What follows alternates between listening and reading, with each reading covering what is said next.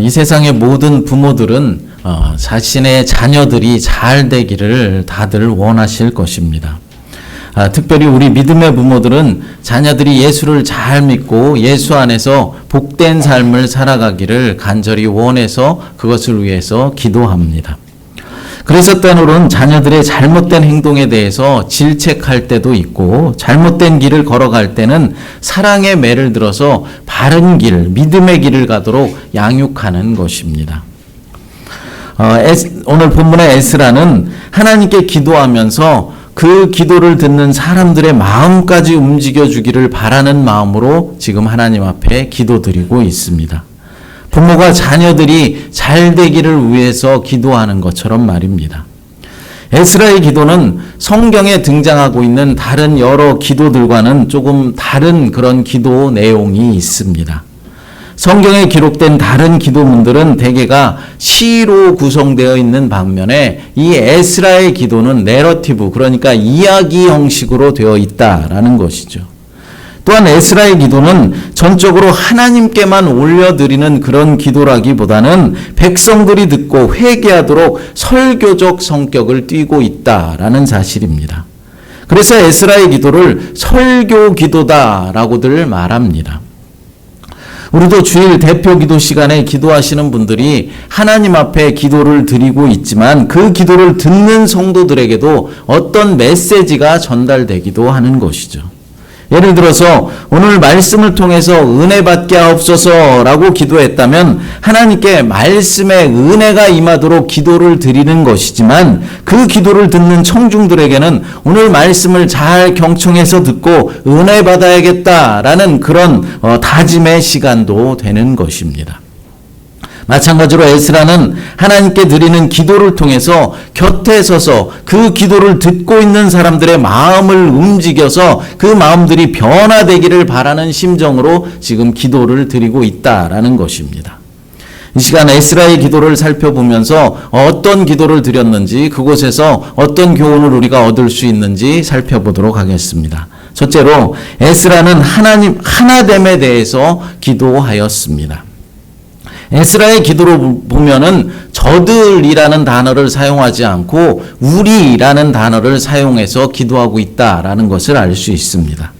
우리라는 단어를 사용해 회개 기도를 드림으로써 스스로 공동체와 자신을 지금 결속시키고 있는 것이죠. 이것은 공동체에 속한 구성원의 일이 곧 자신의 일이며 공동체의 죄가 곧 자신의 죄다라는 것을 말해주고 있는 것입니다. 남에게 좋은 일이 있을 때는 앞장서서 그 일을 자신의 일로 여기지만은 공동체에 어려운 일이 생기면 슬며시 자리를 뜨는 사람들이 허다한 오늘날에 이 에스라의 기도는 우리에게 진정한 믿음이 무엇인지를 보여주고 있는 것입니다. 본문 7절 말씀을 읽어보도록 하겠습니다. 우리 조상들의 때로부터 오늘까지 우리의 죄가 심함에 우리의 죄악으로 말미암아 우리와 우리 왕들과 우리 제사장들을 여러 나라 왕들의 손에 넘기사 칼에 죽으며 사로잡히며 노략을 당하며 얼굴을 부끄럽게 하심이 오늘날과 같으니이다. 아멘. 에스라의 기도를 통해서, 에스라는 이 기도를 통해서 자신을 공동체의 일원으로 여길 뿐만 아니라 모세 시대 때부터 형성되었고 주전 586년에 바벨론에 의해서 멸망당해버린 과거 이스라엘 공동체가 지금까지도 이어지고 있다라는 것을 부각시키고 있는 것입니다.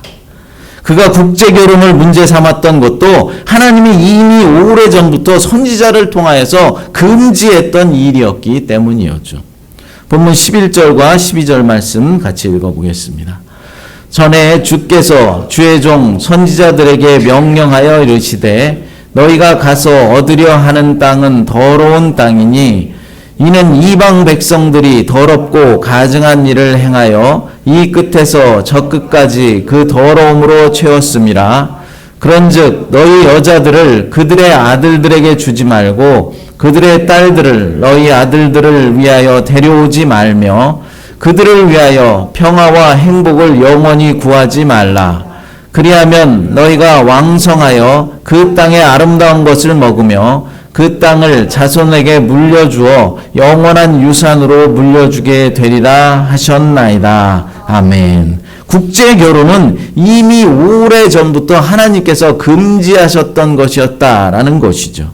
국제 결혼으로 이스라엘의 정체성이 흔들리고 이스라엘 백성들의 순수한 믿음이 이제 더럽혀지기 때문이었습니다.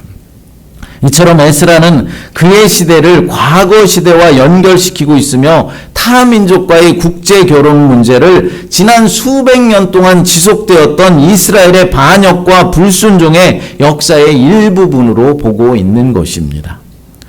흔히 사람들은 지금 고난을 조상들의 죄 때문에 그랬다라면서 조상 탓을 하기도 합니다. 그런데 에스라는 자신의 시대를 오히려 미래와도 연결시키고 있는 것을 볼 수 있습니다. 본문 14절 말씀 읽어보겠습니다.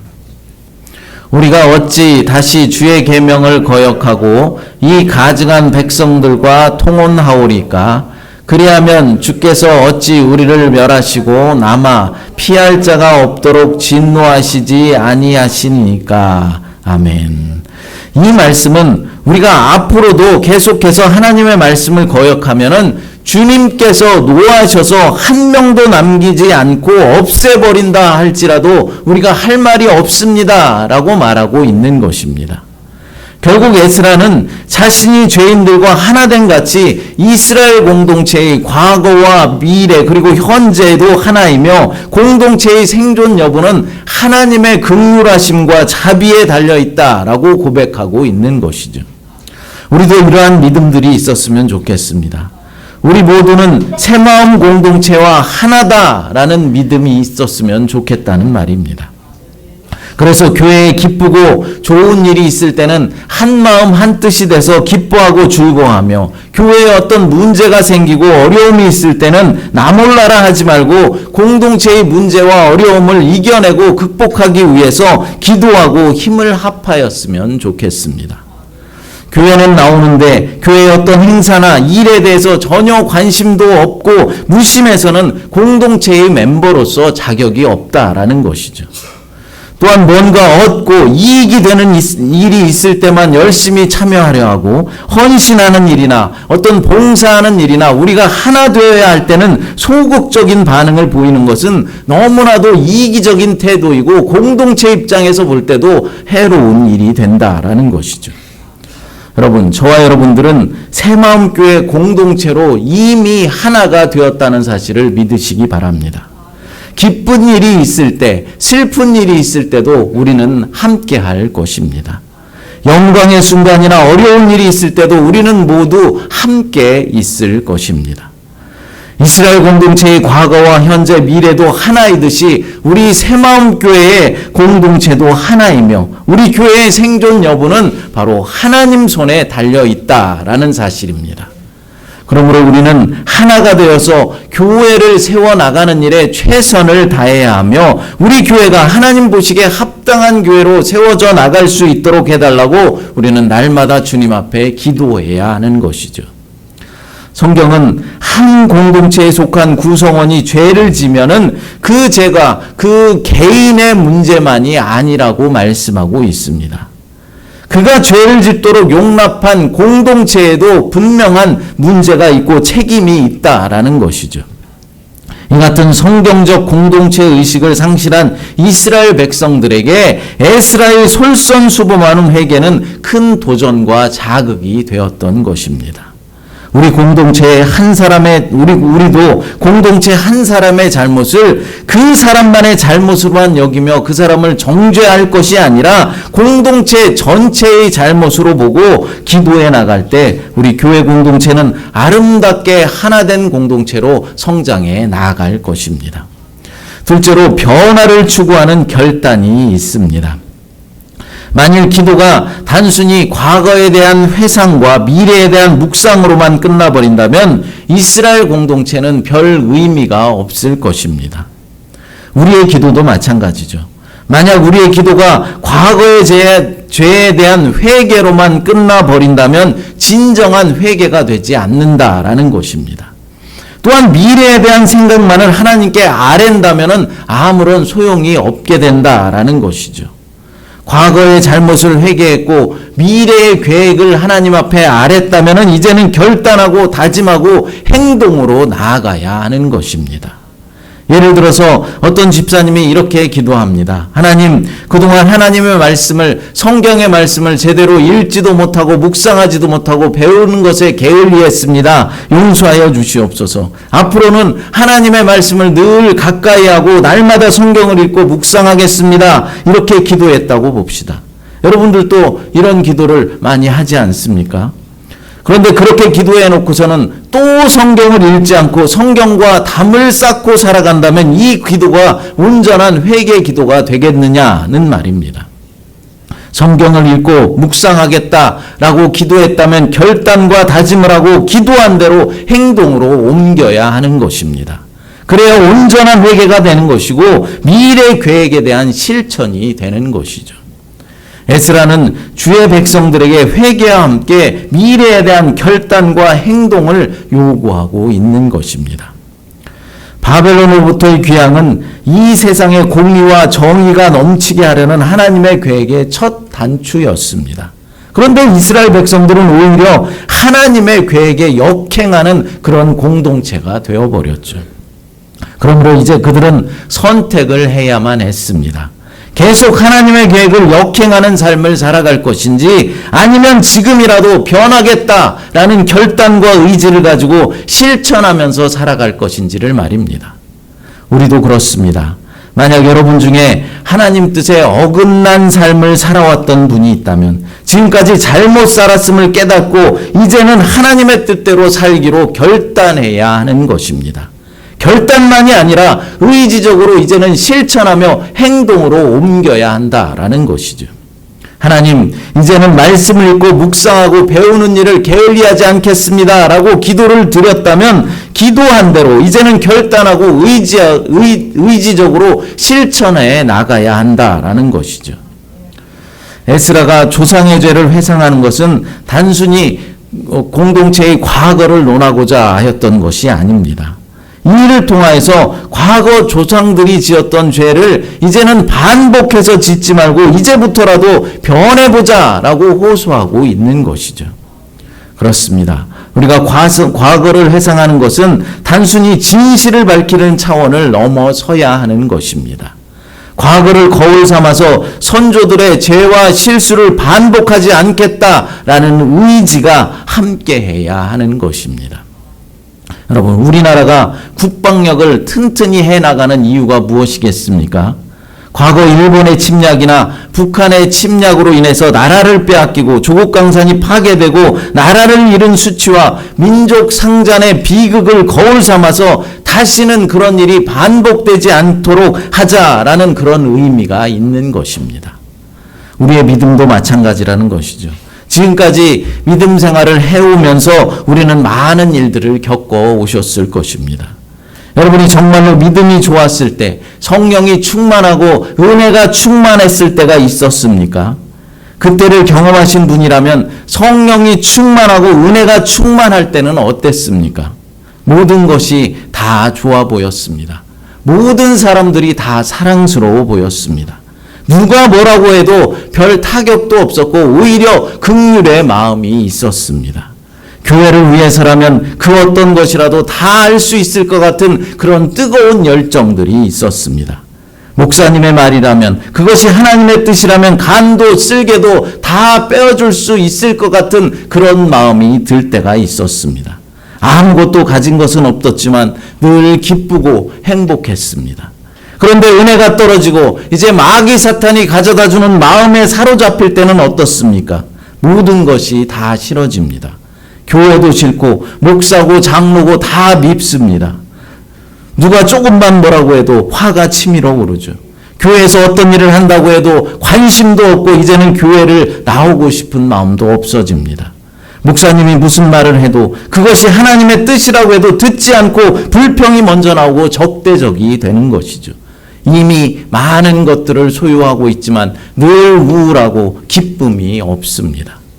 여러분, 우리는 성령이 충만하여서 은혜가 넘칠 때와 은혜가 떨어져서 마귀가 역사할 때를 모두 다 경험하면서 신앙생활을 합니다. 어떤 때 여러분의 삶이 더 행복합니까? 마귀가 역사하여 불평불만이 가득할 때이겠습니까? 아닙니다. 그때는 나의 몸도 마음도 우리의 영혼도 피폐해지는 것입니다. 하지만 은혜가 넘쳐 뜨거울 때는 마냥 좋습니다. 그냥 좋은 것이죠. 행복합니다. 그럼 우리의 신앙생활을 어떻게 유지하는 것이 여러분들에게 유익이겠습니까? 은혜가 넘치는 상태로 유지하는 것입니다. 마귀 사탄이 나를 넘어뜨리려고 또다시 유혹해와도 내 입에서 불평불만이 나오려 해도 주님, 제가 또 죄에 빠지려고 합니다. 성령님 나를 도와주세요. 나를 인도해 주세요. 기도하면서 마귀 사탄의 간계와 교계에서 이겨내야 하는 것입니다.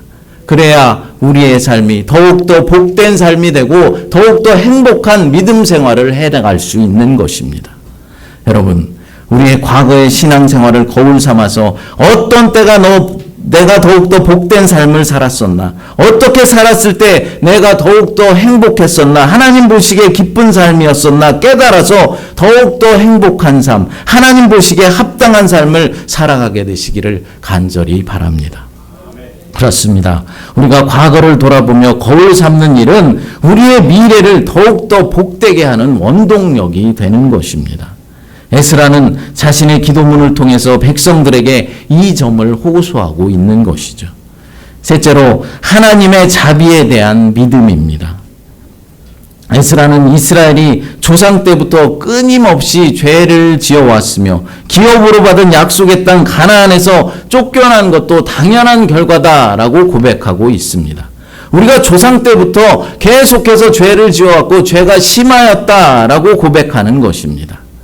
그러나 그럼에도 불구하고 도저히 용서할 수 없는 백성들을 용서해 주시고 그들의 형편을 헤아려서 복을 내려주시고 귀향민들에게는 끊어진 역사의 맥을 잇는 특권도 허락하여 주셨습니다. 본문 9절 말씀을 읽어보겠습니다. 우리가 비록 노예가 되었사오나 우리 하나님이 우리를 그 종살이하는 중에 버려두지 아니하시고 바사왕들 앞에서 우리가 불쌍히 여김을 입고 소생하여 우리 하나님의 성전을 세우게 하시며 그 무너진 것을 수리하게 하시며 유다와 예루살렘에서 우리에게 울타리를 주셨나이다. 아멘. 이처럼 조상들의 죄를 반복하는 백성들을 하나님께서 용서해 주시고 축복해 주시고 생명을 주셨다는 사실을 수차례 계속해서 되뇌임으로써 하나님의 용서와 은혜에 대한 기대를 표현하고 있는 것입니다. 본문 13절 말씀도 읽어보겠습니다. 우리의 악한 행실과 큰 죄로 말미암아 이 모든 일을 당하였사오나 우리 하나님이 우리 죄악보다 형벌을 값없게 하시고 이만큼 백성을 남겨주셨사오니 아멘. 우리가 큰 죄를 저질렀고 큰 죄를 지었지만 그것보다는 약한 벌을 주셨고 이만큼 우리가 살아갈 수 있도록 도와주셨다라고 말하고 있는 것입니다. 지난주에 설교를 마치고 이런 말을 들었습니다.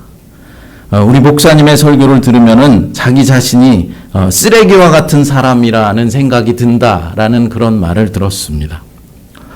또 어떤 성도는 목사님의 말씀이 자신의 삶의 방향과 너무나 맞지 않고 말씀을 듣기가 그래서 힘들고 괴로워서 교회에 나오지 못하겠다라고 하는 성도도 있었습니다.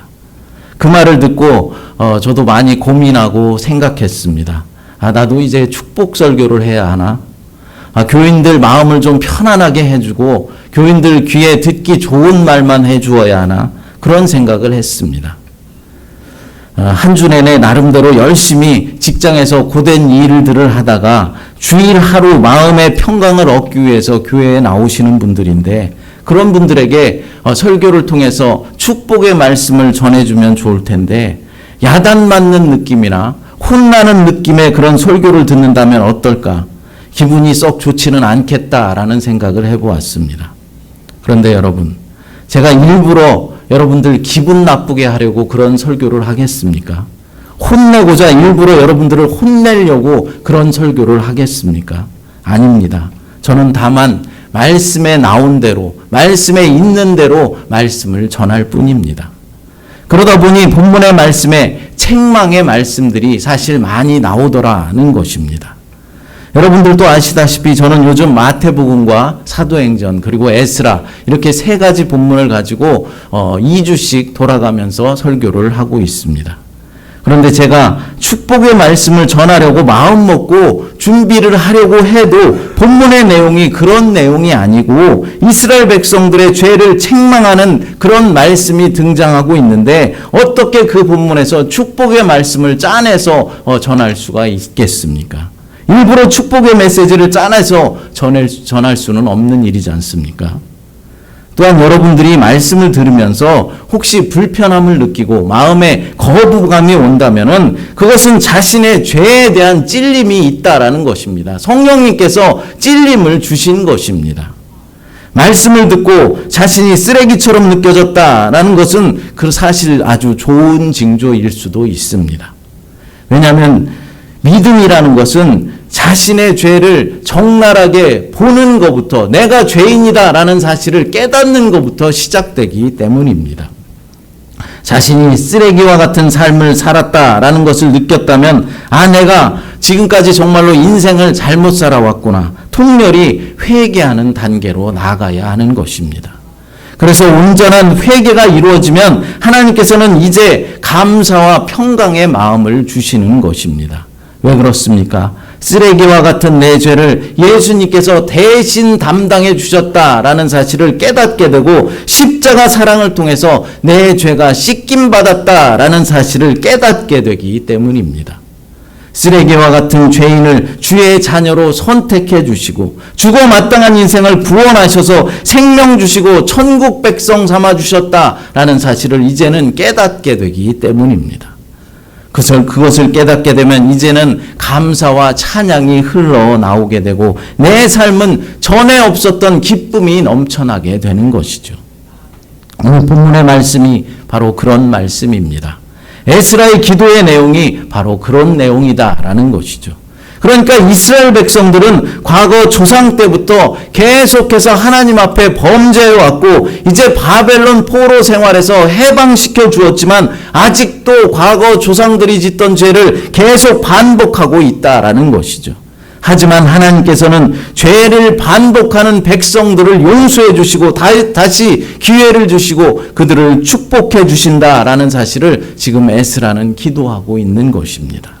죽을 수밖에 없는 자들이지만 용서받지 못할 자들이지만 그래도 하나님은 용서해 주신다라는 것입니다. 오늘날 우리들에게도 동일한 은혜가 있는 것입니다. 우리의 삶이 하나님 앞에 날마다 부족하고 쓰레기와 같은 그런 인생일지라도 하나님은 우리를 용서해 주시고 우리를 사랑해 주시는 것입니다. 구원받지 못하고 영원히 지옥의 형벌에 처해야 할 마땅한 그런 인생들이지만 하나님은 우리에게 생명을 주시고 주의 길로 인도해 주시는 것입니다. 무엇으로 그렇게 합니까? 하나님의 무조건적인 사랑으로 말입니다. 하나님의 사랑에는 조건이 전혀 없습니다. 내가 잘나고 내가 예뻐서 은혜를 주시는 것이 아닙니다. 그냥 지명하시고 선택하시고 불러주신 것입니다. 내가 하나님께 특별히 뭔가를 잘해서 그런 것이 아닙니다. 정말로 쓰레기와 같은 삶을 살아가고 있지만 하나님께서 불쌍히 여기셔서 내게 찾아와 주신 것입니다. 이것이 바로 복음입니다. 제가 말씀을 전하면서 여러분 예수 똑바로 좀 믿으십시오. 날마다 책망하고 외치지만 여러분들은 쉽게 변하지 않을 수도 있습니다. 하지만 그렇다고 해서 하나님의 여러분을 향한 구원의 은혜가 끊어지는 것은 아닙니다.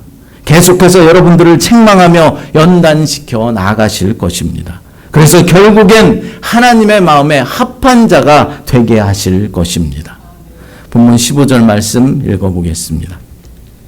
이스라엘의 하나님 여호와여 주는 의로우시니 우리가 남아 피한 것이 오늘날과 같사옵거늘 도리어 주께 범죄하였사오니 이로 말미암아 주 앞에 한 사람도 감히 서지 못하겠나이다 하니라. 아멘. 이 말씀은 하나님께서 백성을 용서하지 아니하실 것이다 라는 그런 불안함을 표현하는 것이 아니라 다시 한번 하나님께서 용서해 주실 것이다 라는 믿음의 기대의 표현이라는 것이죠. 그렇지만 주 이스라엘 하나님, 주님은 너그러 오셔서 우리를 이렇게 살아남게 하셨습니다 라고 고백하고 있는 것입니다. 사랑하는 여러분, 우리의 죄악에도 불구하고 하나님의 용서와 자비로 우리를 끝까지 사랑하시고 지켜주신다는 사실을 믿으시기 바랍니다. 바로 십자가가 그 증거가 되는 것이죠. 십자가 그 사랑과 그 은혜가 바로 주님께서 우리를 사랑하여 주시고 우리를 축복해 주신다라는 증거가 되는 것입니다. 우리의 죄악에도 불구하고 하나님을 똑바로 섬기지 못하여도 이렇게 은혜 가운데 살아갈 수 있게 해주시는 이유는 하나님 아버지의 은혜 때문이고 바로 예수 그리스도의 십자가 사랑 때문이라는 사실을 깨닫게 되시기를 간절히 축복합니다. 이 시간 함께 주 은혜임을 찬양 부르시고 기도하도록 하겠습니다. 하나님 사랑에 감사합니다. 죽을 수밖에 없는 죄인들을 끝까지 사랑하여 주시고 은혜 베풀어 주시니 감사합니다. 감사함으로 교회를 하나로 세우기에 힘쓰는 우리가 될 수 있도록 인도하여 주시옵고 변화를 추구하는 결단이 있게 하나님 도와주시옵소서. 주님의 은혜로 내가 살아갈 수 있다는 사실을 다시 한번 깨달아서 변화의 삶을 살아갈 수 있도록 하나님 인도하여 주시옵소서. 거룩하신 예수님의 이름으로 기도드리옵나이다. 아멘.